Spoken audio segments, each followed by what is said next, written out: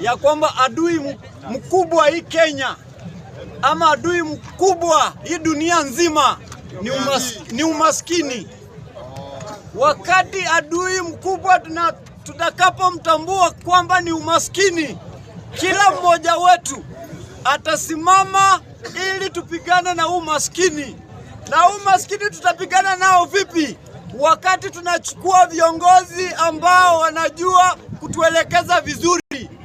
Mr. Speaker, tunataka kukataa hii dhana ya ukabila. Dhana ya kila mmoja ambaye anasimama hapa kwa kuita kila mmoja kwa mlango ya mama yake ama kwa mlango ya baba yake.